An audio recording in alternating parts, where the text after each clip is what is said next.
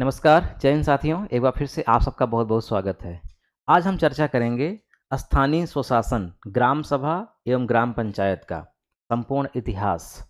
आप जानते हैं कि हमारे यहाँ पंचायती राज व्यवस्था नियम लागू है, जिसके तहत गांव में भी एक स्वशासन होता है, यानी एक ग्राम प्रधान होता है और और कई मेंबर होते हैं। सब मिला करके ग्राम पंचायत का गठन करते हैं एक ग्राम सभा के अंतर्गत।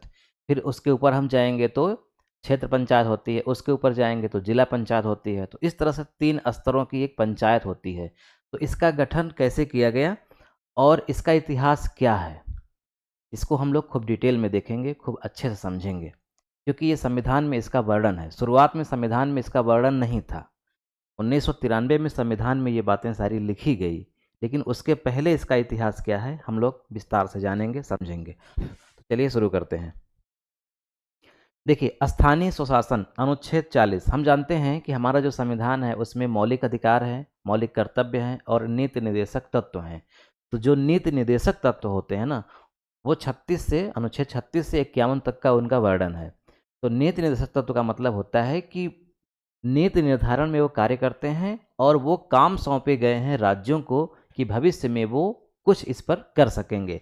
तो अनुच्छेद 40 में लिखा गया है कि ग्राम पंचायतों का गठन सरकार करेगी, और इस पर जोर महात्मा गांधी ने दिया। यानी आज जो ग्राम पंचायतों का गठन होता है उसका अगर श्रेय किसी को देना हो भारतीय परिप्रेक्ष्य में, तो वो है महात्मा गांधी। ये बहुत प्रयास किए थे ग्राम पंचायतों के गठन पर। तो हम लोग पहले देखते हैं इसका इतिहास कि कैसे ये शुरू हुआ। देखिए, हमारे यहाँ प्राचीन काल से छोटे छोटे राजा होते थे। छोटे छोटे राजा का मतलब कि उनका साम्राज्य बहुत छोटा होता था। जैसे एक साम्राज्य इनका हो गया ए नाम के राजा का, एक साम्राज्य इनका हो गया बी नाम के राजा का। मान लीजिए कि यहाँ की जनसंख्या है 1 लाख, यहाँ की जनसंख्या है 50,000, है ना। तो जनसंख्या जो होती थी किसी भी साम्राज्य की बहुत कम होती थी। तो जो साम्राज्य छोटा होता है वहाँ ग्राम पंचायतों का गठन यानी स्थानीय स्वशासन बहुत महत्वपूर्ण मायने नहीं रखता है।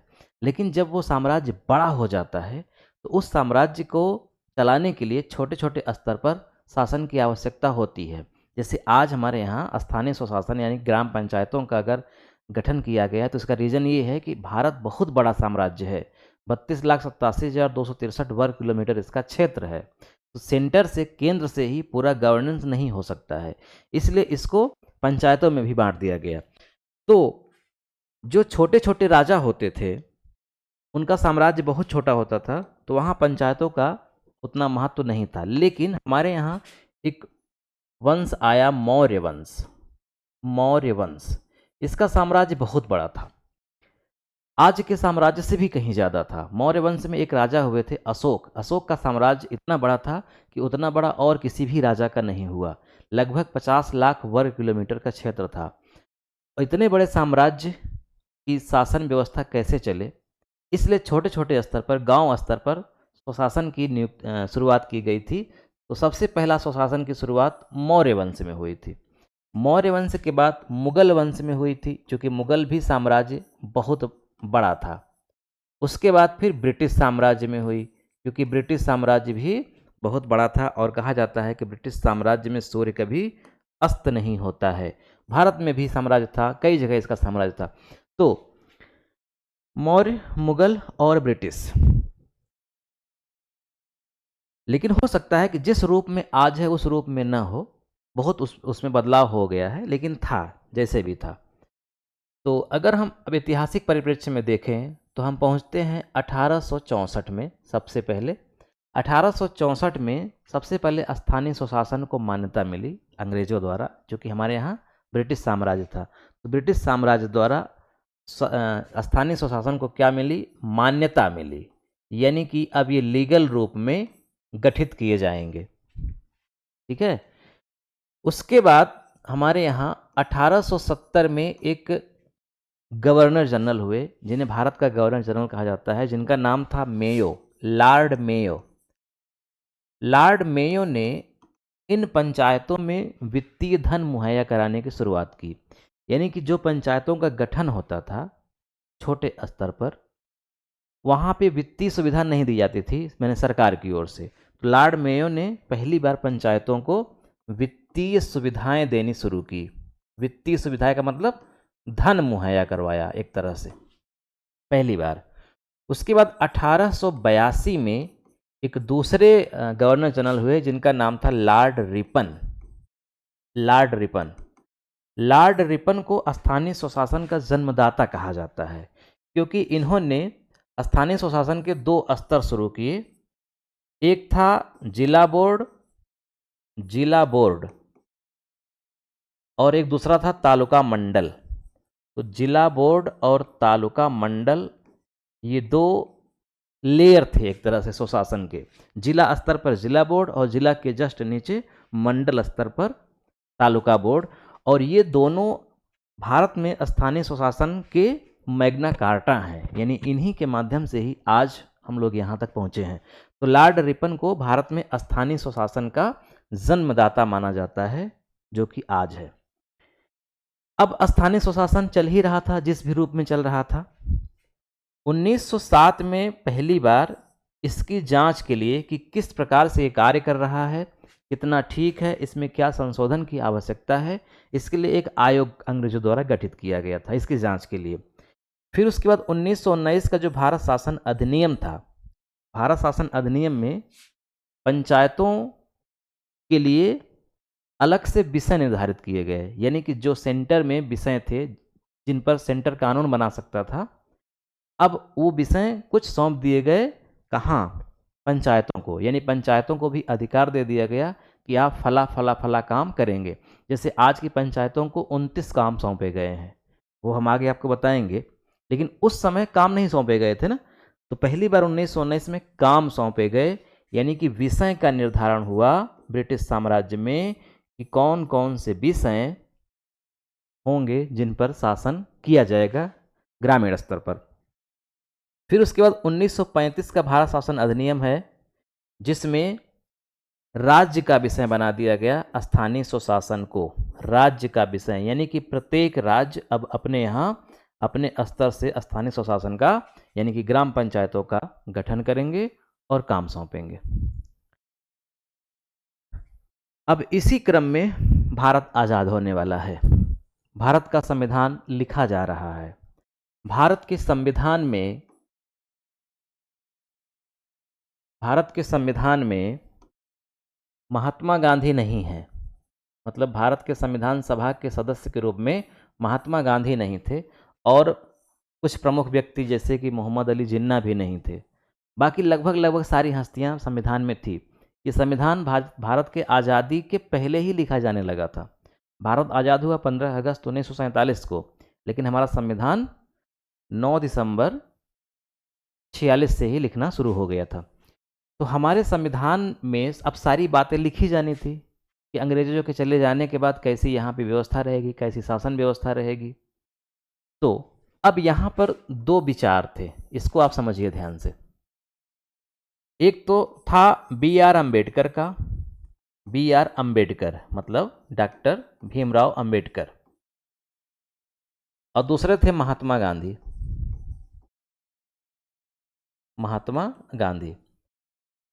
भीमराव अंबेडकर का कहना था, तर्क था, अच्छा भीमराव अंबेडकर संविधान के सभा के सदस्य थे, प्रारूप समिति के अध्यक्ष थे, महात्मा गांधी संविधान के सदस्य नहीं थे।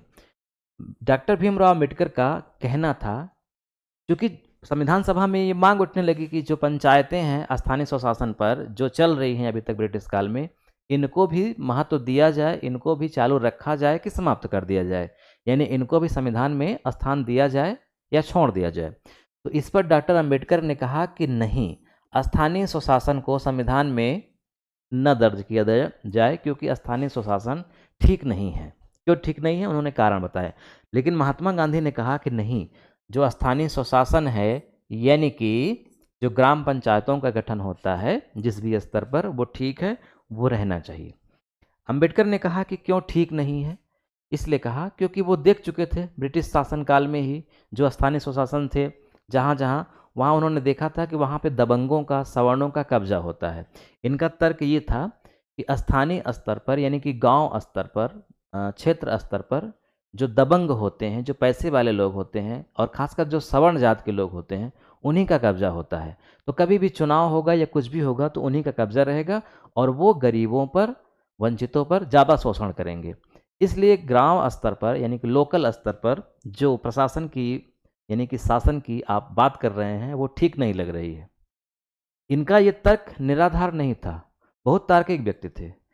आज भी अगर हम कल्पना करें, कल्पना क्या करें, देखें, खुली आंखों से देखें, तो क्या देखते हैं कि अगर 1000 गांव में अगर मान लीजिए कि आरक्षित सीट है एससी एसटी की, तो उसमें से शायद एकाक ही कोई गांव होगा जो एससी एसटी का व्यक्ति खुद अपने दम पर प्रधान बना हो, खुद शक्ति हो, खुद पावर हो, खुद वो पूरे गांव को मैनेज कर पा रहा हो।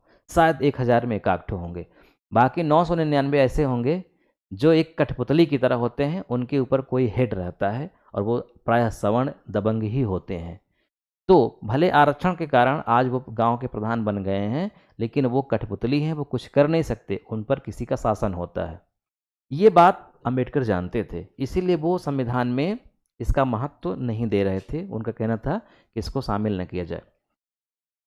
लेकिन अब बात दोनों की रखनी थी, तो जैसा कि बताया गया कि नीति निर्देशक तत्व तो अनुच्छेद 36 से 51 तक का वर्णन है, तो अनुच्छेद 40 में इसको लिख दिया गया कि ठीक है, अंबेडकर की बात को रख लेते हैं और महात्मा गांधी की भी बात को रख लेते हैं और 40 में इसको रख लेते हैं। अनुच्छेद 40 में, अनुच्छेद 40 में लिखा गया कि ग्राम पंचायतों का गठन होगा, यानी जब भी भारत सरकार, राज्य सरकार चाहेगी कि पंचायतों का गठन करना जरूरी है, ठीक है, तब वो कर सकती है।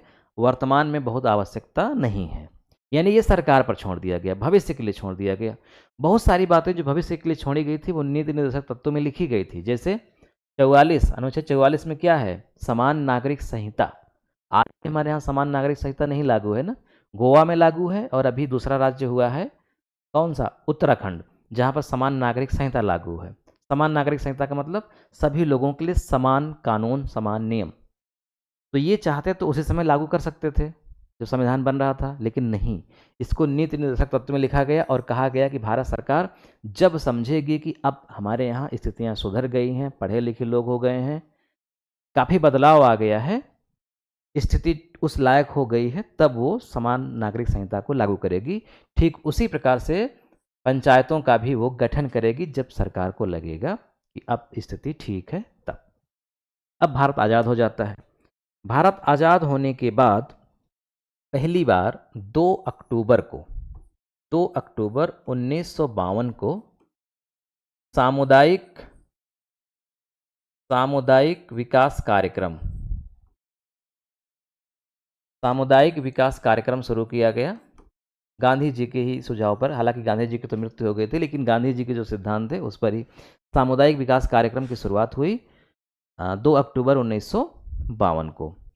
इस विकास कार्यक्रम के उद्देश्य क्या थे? इस कार्यक्रम के उद्देश्य थे कि आर्थिक उन्नति करना, समाज में जो गरीबी है उसको दूर करना, यानी आर्थिक उन्नति करना, और सामाजिक जो समस्या है, सामाजिक पुनरुत्थान करना, खासकर से गरीबों मतलब वंचितों की, जो एससी एसटी ओबीसी वर्ग के लोग हैं, उनका सामाजिक उत्थान करना और आर्थिक उन्नति करना, ये इस योजना का उद्देश्य था, इस कार्यक्रम का उद्देश्य था। लेकिन ये कार्यक्रम अपने उद्देश्य में सफल नहीं हो पाया, क्योंकि इसमें जो नागरिक थे उनको कोई अधिकार नहीं दिया गया था, यानी आम आदमी को कोई अधिकार नहीं था, इसलिए ये योजना सफल नहीं हो सकी। इस पर नौकरशाहियों का प्रभुत्व था, यानी अधिकारी पूरा पैसा हड़प लेते थे, जो भी लोगों के लिए आता था वो वहाँ तक पहुँच नहीं पाता था। जैसे आज क्या है, हमारे पास आरटीआई है, राइट टू इन्फॉर्मेशन है, हम सूचना प्राप्त कर सकते हैं। अगर गांव में कोई सड़क बननी है तो कोई यूं ही पैसा नहीं पास करा सकता ना कि सड़क बन गई है, मतलब वास्तव में सड़क न बनी हो और पैसा पास हो जाए। पहले संभव था, लेकिन अब तो नहीं है। हमारे पास आरटीआई है, हम पूछ सकते हैं, हम देख सकते हैं कि हमारे गाँव में जितना पैसा आया है वो कहाँ लगा। तो ये अधिकार है हमारे पास, उस ज़माने में नहीं था, इसलिए ये फ्लॉप हो गई। इसी योजना के तहत 1953 में ही राष्ट्रीय प्रसार सेवा शुरू किया गया था। राष्ट्रीय प्रसार सेवा, उसका भी उद्देश्य यही था। ये दोनों योजनाएं फ्लॉप हो गई। जब ये दोनों योजनाएं फ्लॉप हो गई तो क्यों फ्लॉप हो गई और इसके स्थान पे क्या होना चाहिए, इसकी जांच के लिए, इस पर सुझाव देने के लिए 1957 में बलवंत राय मेहता एक समिति बनाई गई। पंडित जवाहरलाल नेहरू तत्कालीन प्रधानमंत्री बलवंत राय मेहता को ये जिम्मेदारी दिए कि आप एक समिति का गठन करिए और पता लगाइए, सर्वे करिए कि हमारे जो समाज है ग्रामीण उत्थान के लिए क्या करना चाहिए और ये योजनाएं क्यों असफल हो गई, इनके स्थान पे क्या लाना चाहिए। बलवंत राय मेहता 1957 में ही गठित हुई समिति और 1957 में ही नवंबर में इसने अपनी रिपोर्ट सौंपी। और इसने अपनी जब रिपोर्ट सौंपी तो इसने कुछ सुझाव दिए। क्या सुझाव दिए? इसने शासन का विकेंद्रीकरण सिद्धांत दिया। इसने कहा कि जो शासन का केंद्रीकरण सिद्धांत है इसको विकेंद्रित किया जाए, यानी इसको छोटे स्तर पर भी बांटा जाए, इसका डिवाइडेशन किया जाए, क्योंकि हमारा देश बहुत बड़ा है। तो विकेंद्रीकरण की बात कही और कहा कि जो स्थानीय स्वशासन है, यानी कि जो पंचायतें हैं, पंचायतों का गठन किया जाए और ये पंचायतें 3 स्तर पर हों। त्रिस्तरीय बात कही पंचायतों की। इन्होंने कहा कि जो ब्रिटिश काल से हमारे यहाँ पंचायतें चल रही थी उनको लाया जाए और उसमें कुछ बदलाव किया जाए और उनका स्तर 3 हो। 3 स्तर क्या? देखिए, अब मैं आपको यही समझाता हूँ अच्छे से। बलवंत राय मेहता ने क्या कहा? बलवंत राय मेहता ने कहा कि पंचायत के 3 स्तर होने चाहिए। वो तीनों स्तर कौन कौन से हैं? एक तो है गांव, तो गांव स्तर पर एक होना चाहिए और एक क्षेत्र स्तर पर होना चाहिए और एक जिला स्तर पर होना चाहिए पंचायत, यानी कि 3 तरह की पंचायतें होनी चाहिए, गांव स्तर की, क्षेत्र स्तर की और जिला स्तर की। जो गांव स्तर की पंचायत होगी उसका नाम इन्होंने रखा ग्राम पंचायत। बलवंत राय मेहता ने कहा अभी ये सिफारिश कर रहे हैं, अभी ऐसा हुआ नहीं है, क्योंकि सरकार ने इनको सौंपा है जिम्मेदारी कि आप पता लगा कर कुछ सुझाव दीजिए और आपके सुझाव पर हम काम करेंगे, अमल करेंगे। तो इन्होंने जो निष्कर्ष निकाला, सर्वे किया भारत भ्रमण करने के बाद, तो निष्कर्ष के बाद इन्होंने पंचायतों के गठन की बात कही। कहा कि अब समय आ गया है कि जो हमारे अनुच्छेद 40 में लिखा है उसको साकार रूप दिया जाए और जो पंचायतें गठित होंगी वो 3 स्तर की होंगी। गांव स्तर पर ग्राम पंचायत, क्षेत्र स्तर पर यानी कि गांव से ऊपर क्षेत्र स्तर पर पंचायत समिति। पंचायत समिति, ये शब्द ध्यान रखिएगा, आज तो क्षेत्र पंचायत है हमारे यहाँ, इन्होंने बताया कि पंचायत समिति नाम होना चाहिए। और जिला स्तर पर जिला परिषद। जिला परिषद, ये 3 प्रकार की पंचायतें गठित होनी चाहिए। और इनका काम भी बताया। इनका काम ये बताया कि जो पंचायत समिति है ये मुख्य पंचायत होगी, ये कार्यकारी पंचायत है, यानी कि मुख्य यही कार्य करेगी, ये कार्यकारी संस्था हो। और इसके ऊपर जो जिला परिषद है ये अधीक्षक का काम करे या पर्यवेक्षक का काम करे या निदेशक का काम करे। मतलब ये इन पर एक तरह से शासन करे, मतलब निर्देशन करे, पर्यवेक्षण करे कि ये जो कर रहे हैं वो ठीक कर रहे हैं कि नहीं। तो पंचायत को सबसे ताकतवर इन्होंने बताया, पंचायत समिति को, और कार्यकारी कहा। और ये भी कहा कि जो इसके सदस्य होंगे, यानी कि ग्राम पंचायत के, पंचायत समिति के और जिला परिषद के जो सदस्य होंगे उनका चुनाव होना चाहिए। और चुनाव कैसा होना चाहिए? इन दोनों का प्रत्यक्ष चुनाव होना चाहिए, मतलब प्रत्यक्ष चुनाव होना चाहिए, डायरेक्ट जनता द्वारा इनका चुनाव होना चाहिए, ऐसी बात इन्होंने कही। इसके अलावा इन्होंने क्या कहा? सभी योजना और विकास कार्य पंचायतों को सौंपे जाएं। अब इनकी सिफारिश को एनडीसी ने मान लिया। ये एनडीसी क्या है? National development council. इसकी स्थापना 1952 में ही हो गई थी। 6 अप्रैल 1952 को राष्ट्रीय विकास परिषद, हिंदी में बोलते हैं, राष्ट्रीय विकास परिषद की स्थापना हो गई थी। तो राष्ट्रीय विकास परिषद ने इनके सुझावों को मान लिया सबसे पहले। और चूंकि पंचायतें एक तरह से राज्य का विषय कही गई, तो राज्यों में इसको पायलट प्रोजेक्ट के रूप में शुरू किया गया इनकी बात को मान करके। और पहली बार पायलट प्रोजेक्ट के रूप में आंध्र प्रदेश में शुरू किया गया, ठीक। लेकिन विधिवत शुरुआत इसकी होती है 2 अक्टूबर 1959 को। 2 अक्टूबर 1959 को पहली बार उद्घाटन होता है ग्राम पंचायत का नागौर जिला में। ये नागौर जिला कहाँ पे है? ये नागौर जिला है राजस्थान में। ठीक है, ये नागौर जिला राजस्थान में है। उद्घाटन किया तो हमारे यहाँ के प्रथम प्रधानमंत्री पंडित जवाहरलाल नेहरू, जवाहरलाल नेहरू, नेहरू जी ने उद्घाटन किया, यानी विधिवत शुरुआत की नागौर जिला से।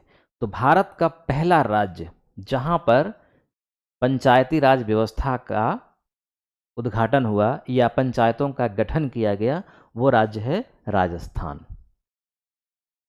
राजस्थान के बाद फिर आंध्र प्रदेश में, फिर तेलंगाना में, ऐसे ऐसे पश्चिम बंगाल में। 1960 तक भारत के अधिकांश राज्यों में पंचायतों का गठन हो चुका था, लेकिन एक रूपता नहीं थी, क्योंकि एनडीसी जब बात स्वीकार कर ली बलवंत राय मेहता की, कि एनडीसी ने कहा कि ठीक है, मतलब पंचायतों का गठन होना चाहिए, लेकिन पूरे देश में एक समान जो इसके बुनियादी ढांचे हैं, सिद्धांत हैं, वो एक समान होने चाहिए, लेकिन राज्य अपने हिसाब से उसमें कुछ फेरबदल कर सकता है अपने स्थानीय मुद्दों के हिसाब से, भौगोलिक स्थिति के आधार पर। तो ये देखा कि जैसे कि एक राज्य है तमिलनाडु, तमिलनाडु तमिलनाडु में ये जो पंचायत है वो 2 स्तरीय थी, 2 ही स्तर थे उसके। राजस्थान में 3 स्तर थे। इसके अलावा पश्चिम बंगाल में 4 स्तर थे। तो कोई भी कहीं भी एक रूपता नहीं थी। पंचायतों का गठन हो गया था, लेकिन एक रूपता नहीं थी। फिर उसके बाद क्या होता है? उसके बाद 1977 आ जाता है, यानी कि 20 साल लगभग बीत जाता है। पंचायतें काम कर रही हैं। अभी ध्यान रखिएगा, इन पंचायतों को संविधान में नहीं दर्ज किया गया है। अभी ये संवैधानिक संस्थाएं नहीं हैं। अभी हर राज्य अपने यहाँ अपनी सुविधा के लिए, शासन चलाने के लिए गांव में ग्राम पंचायतों का गठन कर रहा है। अभी बहुत फंड वगैरह नहीं मिल रहा है। जैसी आज की व्यवस्था है वैसा नहीं था, बहुत अलग था। उस ज़माने में कोई गांव का प्रधान बनने के लिए तैयार ही नहीं होता था, क्योंकि कोई सरकारी मदद तो मिलती नहीं थी, कोई उसको आर्थिक लाभ भी नहीं होता था, बल्कि बवाल बहुत रहता था। बवाल क्या रहता था? पूरे गांव का वो मुखिया होगा, यानी गांव में जो भी घटना घटती है वो जिम्मेदार होगा। कोई भी लड़ाई झगड़ा होता है उसको समझाना सुलझाना पड़ेगा उसको। कोई भी किसी के यहाँ कोई घटना घटती है, आग लग जाती है, फसल बर्बाद हो जाती है, तो गांव के मुखिया की जिम्मेदारी होती है कि पहली मदद वो जा कर के करे। तो कोई भी मुखिया नहीं बनना चाहता था। तो प्रायः क्या करते थे गांव वाले कि उस गांव के जो सबसे संभ्रांत और बुजुर्ग लोग होते थे, व्यक्ति होते थे, उनको मुखिया माला पहना दिया जाता था कि आप गांव के हमारे मुखिया हैं। इसीलिए आप देखे होंगे कि कुछ लोगों को मुखिया कहा जाता है जो बुजुर्ग हैं। वो पता चलता है कि कोई 20 साल तक गांव का मुखिया था, कोई 25, कोई 30 साल तक गांव का मुखिया था। तो कोई मुखिया नहीं बनना चाहता था। आज तो हर आदमी मुखिया बनना चाहता है, क्योंकि आज खूब पैसा मिलता है ना, संविधान में दर्ज हो गया है पंचायती राज व्यवस्था। तो अभी दर्ज नहीं हुई थी, अभी केवल ऐसे ही चल रही थी। तो 1977 आ जाता है जब, तो 1977 में सरकार थी जनता पार्टी की, और फिर प्रधानमंत्री बने मोरारजी देसाई। तो इन्होंने अशोक मेहता को एक समिति के रूप में, मतलब एक समिति गठित की, उसके अध्यक्ष को रखा अशोक मेहता को, और इनको जिम्मेदारी दी कि जो हमारे यहाँ पंचायतें चल रही हैं उनमें क्या बदलाव होना चाहिए और उनकी क्या क्या अच्छी बातें हैं, आप बताइए। तो अशोक मेहता ने कहा कि जो पंचायतें हैं दरअसल वो तो ठीक है, कोई दिक्कत है नहीं, लेकिन पंचायतों का जो स्तर है वो 2 ही होना चाहिए, द्विस्तरीय होनी चाहिए। बलवंत राय मेहता ने 3 स्तरीय बताया था, और बहुत सारे राज्यों ने 3 स्तरीय को माना भी, लेकिन उन्होंने कहा कि नहीं, द्विस्तरीय होनी चाहिए, 2 स्तर होना चाहिए। जिला स्तर पर जिला परिषद, जिला स्तर पर जिला परिषद, और उसके जस्ट नीचे मंडल पंचायत। मंडल पंचायत, गांव स्तर पर कुछ नहीं। हालांकि ये मंडल पंचायत 15,000 से 20,000 लोगों को मिला करके, यानी कई गांवों को मिला करके बनेगा, और जो कार्यकारी संस्था होगी वो होगी जिला परिषद, यानी मुख्य कार्य जिला परिषद को सौंपा जाए। जिला परिषद की पर्यवेक्षक राज्य सरकार हो। यही नहीं, इसके अलावा इन्होंने कहा कि पंचायतों में एससी और एसटी का जनसंख्या के अनुसार आरक्षण भी दिया जाए, ये भी बात इन्होंने कही। इसके अलावा इन्होंने ये भी कहा कि हो सके हमारी इस पंचायतों को संवैधानिक दर्जा दिलाया जाए, यानी संविधान में इसका वर्णन किया जाए, इसका गठन किया जाए। ये बात अशोक मेहता जी ने कही, लेकिन जल्दी ही जनता सरकार गिर जाती है और अशोक मेहता की जो बात है वो एकदम मतलब कोई नहीं मानता, क्योंकि सरकार ही गिर गई। लेकिन कुछ राज्य जैसे कर्नाटक, पश्चिम बंगाल ने इनकी जो योजना बताई थी उसको स्वीकार किया। फिर आ जाता है 1985। 1985 और 86 में दो समितियां गठित की गई, एक जीवी के राव समिति और एक एल.एम. सिंघवी समिति। 1985 में जी.वी. के राव योजना आयोग द्वारा गठित की गई ये समिति थी, जी.वी. के राव समिति। इस समिति ने 3 स्तर की बात कही पंचायत की, मतलब पंचायतों का 3 स्तर होना चाहिए। इसके अलावा एक बहुत बड़ी बात इस समिति ने कही, इस समिति ने कहा कि जो हमारे यहाँ पंचायतें हैं वो नाम मात्र की हो गई हैं, बिना जड़ की घास हो गई हैं और इस पर सरकारी अधिकारियों का कब्जा है। यानी कि जो कर्मचारी होते हैं वही जाकर के पूरा काम करते हैं और नाम मात्र की पंचायतें हो गई हैं, एकदम भ्रष्टाचार है। इन सरकारी कर्मचारियों से इसको मुक्त कराया जाए और फिर से गांव का एक तरह से पुनर्निर्माण कराया जाए, ये इन्होंने जी.वी. के राव ने कही। और इसके अलावा इन्होंने कहा कि निश्चित समय पर पंचायतों का गठन किया जाए, यानी चुनाव कराया जाए हर 5 वर्ष पर, ये इन्होंने सुझाव दिया। फिर 1986 में एल.एम. सिंघवी समिति बनाई जाती है, एल.एम. सिंघवी की अध्यक्षता में। तो ये भी यही बात करते हैं और कहते हैं कि संवैधानिक दर्जा दिलाया जाए, यानी कि संविधान में इसका वर्णन कराया जाए, संवैधानिक दर्जा दिलाया जाए, अब समय आ गया है इसका। और इन्होंने भी वो सारी बातें कही जो जी.वी. के राव ने कही, SC/ST का भी आरक्षण होना चाहिए, नियमित चुनाव होना चाहिए, ये सारी बात इन्होंने कही, यानी कि सुझाव दिया। 1988 में 2 समितियां गठित की गई, थुंगल समिति और गाडगिल समिति। थुंगल समिति ने भी 3 स्तरीय पंचायत की बात की, गाडगिल समिति ने भी 3 स्तरीय पंचायत की बात की और इन्होंने भी कहा कि संवैधानिक दर्जा दिया जाए, इन्होंने भी कहा संवैधानिक दर्जा दिया जाए और इन लोगों ने भी आरक्षण की बात की। मतलब कुछ बातें एकदम कॉमन थी। अब समझिए ध्यान से, जब इतनी समितियों का गठन किया गया और एल.एम. सिंघवी समिति, थुंगल समिति और गाडगिल समिति, इन तीनों समितियों ने कहा कि इसे संवैधानिक दर्जा दिलाया जाए पंचायतों को, तभी ये अपने वास्तविक रूप में आएंगी और तभी ये सही कार्य कर पाएंगी, क्योंकि इनको अधिकार मिलेगा, इन पर किसी का ज़्यादा नियंत्रण नहीं रहेगा। तो इन लोगों की बातों को सरकार ने गंभीरता से सुना और संवैधानिकरण की ओर आगे कार्यक्रम बढ़ाया। तो अब पीएम होते हैं राजीव गांधी। ध्यान समझिएगा, राजीव गांधी प्रधानमंत्री बनते हैं। तो राजीव गांधी ने पहली बार पंचायतों को संविधान में दर्ज करने के लिए, संवैधानिक दर्जा प्राप्त कराने के लिए, होता क्या है ना कि संविधान में कुछ भी संशोधन करने के लिए या कुछ भी नई बात जोड़ने के लिए या कुछ हटाने के लिए संविधान में संशोधन करना पड़ता है। संशोधन का मतलब ही होता है एडिटिंग करना, यानी कुछ नया जोड़ना या घटाना। तो संशोधन की आवश्यकता होती है। तो इन्होंने संवैधानिक संशोधन की बात करी और 64वां संविधान संशोधन बिल लाए। 64वां, ध्यान रखिएगा, संविधान में कई संशोधन हो गए हैं, अब तो 100 के ऊपर संशोधन हो गए हैं ना। तो संशोधन 64वां संविधान संशोधन विधेयक था। जब तक विधेयक पास नहीं होता तब तक वो अधिनियम नहीं बनता, बिल नहीं बन मतलब एक्ट नहीं बनता। सबसे पहले कोई भी बात कानून के लिए बनाने के लिए जब संसद में रखी जाती है तो उसको क्या बोला जाता है? बिल कहा जाता है, यानी कि विधेयक कहा जाता है। जब वो बिल पास हो जाती है तो वो एक्ट बन जाती है, यानी कि अधिनियम बन जाती है। तो ये अधिनियम नहीं बन पाया, विधेयक ही रह गया, क्योंकि लोकसभा में तो पास हो गया, लोकसभा में पास हो गया, लेकिन राज्यसभा में ये पास नहीं हो पाया। राज्यसभा में इसलिए नहीं पास हो पाया ये विधेयक क्योंकि इसमें आरोप लगाया गया कि राजीव गांधी ने जो पंचायतों की व्यवस्था के लिए जो सिस्टम बनाया है, जो प्रारूप तैयार किया है, उसमें केंद्र को ज़्यादा महत्व दिया गया है, जबकि केंद्र को महत्व कम देना चाहिए। इसमें इसका विरोध हुआ और ये बिल जो है वो रद्द हो गया। तो 64वां संविधान संशोधन विधेयक जो लाया गया था वो रद्द हो गया। ठीक है। अब देखिए ये कब लाया गया था, तो 1989 में, ध्यान रखिएगा 1989 में। उसके बाद प्रधानमंत्री बनते हैं वीपी सिंह। वीपी सिंह संयुक्त मोर्चा की सरकार थी, वीपी सिंह। वीपी सिंह ने क्या काम किया, इन्होंने, इनकी भी मंशा थी कि इसको संवैधानिक दर्जा दिलाया जाए पंचायतों को, तो इन्होंने पूरे भारत के जितने भी मुख्यमंत्री थे सबका एक सम्मेलन बुलवाया, 2 दिवसीय सम्मेलन दिल्ली में।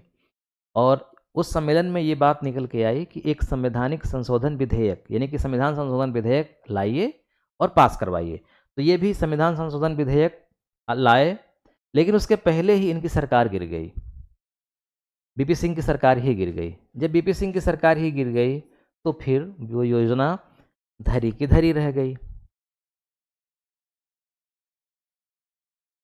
फिर प्रधानमंत्री बनते हैं पीबी नरसिम्हा राव। नरसिम्हा राव 91 से 96 तक पीबी नरसिम्हा राव जब प्रधानमंत्री बनते हैं तो ये संविधान संशोधन बिल लाते हैं और ये पास करा लेते हैं। लोकसभा में भी पास करा लेते हैं और राज्यसभा में भी पास करा लेते हैं। और ये बात कब की थी, 1993 की थी। और 73वां संविधान संशोधन अधिनियम, 73वां संविधान संशोधन अधिनियम एक्ट है।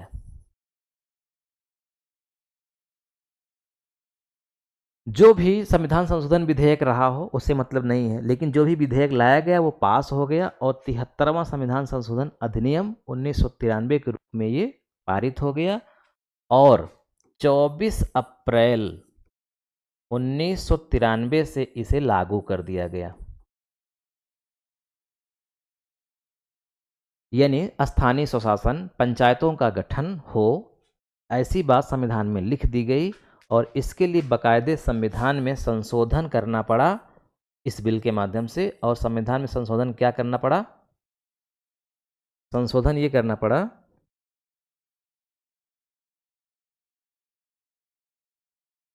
संविधान में एक नया भाग जोड़ा गया जिसका नाम रखा गया 9, भाग 9। तो भाग 9 किससे संबंधित है, पंचायतों से संबंधित है, भाग 9, ठीक है। अनुसूची जोड़ी गई 11वीं। वर्तमान में भारत के संविधान में कुल 12 अनुसूची है। 11वीं अनुसूची ग्राम पंचायत, क्षेत्र पंचायत, जिला पंचायत से संबंधित है और 12वीं अनुसूची शहर वाले कानून यानी कि नगर निगम, नगर पालिका परिषद, म्यूनसिपैलिटीज, उसके लिए है। तो 11वीं अनुसूची जोड़ी गई और अनुच्छेद 243 क से अड़ा तक यानी 16 अनुच्छेद इसमें जोड़े गए और टोटल विषय दिए गए कि कुल 29 विषयों पर कानून बनाएगी, 29 सब्जेक्ट, 29 विषय। तो हमारे यहाँ की जो पंचायती राज व्यवस्था है, हमारे यहाँ पंचायतों को संवैधानिक दर्जा दिया गया 1993 में अप्रैल को। और इसके लिए संविधान में संशोधन जो करना पड़ा, भाग 9 जुड़ा, अनुसूची 11 जुड़ी और अनुच्छेद 243 तो पहले से ही था, 243 में क ख ग घ ऐसे ऐसे होते होते आड़ा तक जोड़ा गया और कुल 29 विषय दिए गए। अब जो अधिनियम है यानी कि एक्ट है, जो एक्ट है 1993 का जो लागू हुआ 24 अप्रैल से, उसमें क्या क्या बातें लिखी गई हैं यही हम लोग अब आगे देखेंगे।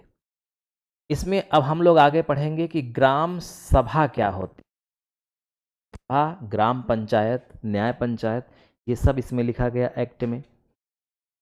ग्राम सभा का गठन कैसे होगा ये लिखा गया, क्या क्या ग्राम सभा कार्य करेगी। अब ध्यान रखिएगा केवल ग्राम सभा ही नहीं, इसमें ग्राम सभा, क्षेत्र पंचायत यानी कि ग्राम पंचायत, क्षेत्र पंचायत और जिला पंचायत, इन तीनों का विधिवत विवरण एक्ट, इस एक्ट में 1993 के एक्ट में दिया गया है। तो अब वीडियो बहुत बड़ा हो रहा है, मैं इसीलिए यहाँ पर रोक रहा हूँ। तो आप अगर पहली बार इस वीडियो को देख रहे हैं तो चैनल को सब्सक्राइब कर लीजिए और घंटी भी चालू कर लीजिए ताकि अगला पार्ट जैसे ही हम अपलोड करें वो आपके पास पहुंच जाए। मैं दीपक कुमार साहू आप सबका इस वीडियो को देखने के लिए शुक्रिया अदा करता हूं और मैं चाहता हूं कि आप इस वीडियो का लिंक अपने दोस्तों में, मित्रों में शेयर करें। मिलते हैं फिर नेक्स्ट पार्ट में, तब तक के लिए नमस्कार।